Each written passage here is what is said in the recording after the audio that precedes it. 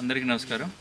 మనం ఈరోజు నులికాయలు, నులిదండ అని కూడా అంటారు. నులిదండ, నులికాయలు. అదేవిధంగా మనకి దీన్ని బాలమూరి, ఎండమూరి అనే కాయలని కూడా అంటూ ఉంటారు. అయితే ఈ కాయల్ని మన వాళ్ళు చాలా చక్కగా ఉపయోగపెట్టుకుంటుంటారు. ఏ విధంగా ఉపయోగపెట్టుకుంటారంటే దీన్ని ఎండబెట్టి పొడి చేసుకొని చూర్ణం దాపెట్టుకొని ఒక 3 గ్రాముల నుంచి 4 గ్రాముల వరకు ఈ చూర్ణాన్ని ఇస్తూ ఉంటారు మన వాళ్ళు. దేనికి ఇస్తారు, ఏవే సమస్యలకి ఇస్తారు అని మనం చూసుకున్నట్లయితే మనకి ఈ యొక్క ఉదర సమస్యలు ఏ ఉన్నా కూడా దీంతో తగ్గుతాయి. ఉదర సమస్యలు ఎలాంటివి అయినా సరే, విరోచనాలు కానీ, అతిసార సమస్యలు, రక్తస్రావము, ఇలాంటి సమస్యలు, ఏది బ్లీడింగ్స్ సమస్యలు ఏ ఉన్నా కూడా ఇది కంట్రోల్ చేస్తుంది. అదేవిధంగా కడుపుల నొప్పికి చాలా అద్భుతంగా పనిచేస్తుంది. దీని పచ్చికాయలు కూడా ఇట్లా గంధంలా తీసి నాకిస్తూ ఉంటారు.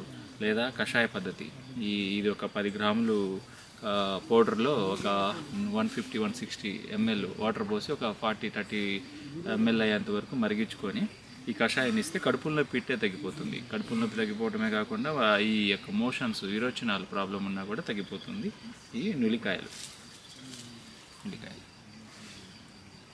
నులిదండ చూడండి, చెట్టు ఇట్లా ఉంటుంది.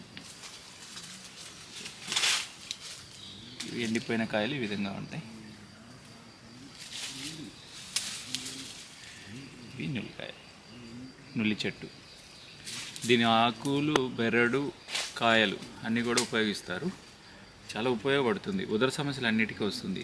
అతిసారానికి, విరోచనాలకి, పిల్లలకి చాలా చక్కగా, అసలు చెప్పుకోలేక అష్టవ్యస్తాలుగా పడుతూ ఉంటారు. గ్యాస్ట్రిక్ పట్టు ఉబ్బిపోయి, ఉదరం అంతా ఉబ్బిపోయి వాళ్ళకి అసలు చెప్పలేరు ఏ బాధ కలుగుతుంది, ఏంది కడుపులో సమస్య. అలాంటి వాళ్ళకి ఇది ఇస్తే చాలా చక్కని ఉపయోగం మనకు కనిపిస్తుంది. నులికాయలు అధిక రక్తస్రావం జరిగినప్పుడు కూడా చాలా చక్కగా ఉపయోగపెట్టుకోవచ్చు నులికాయల్ని. నమస్కారం.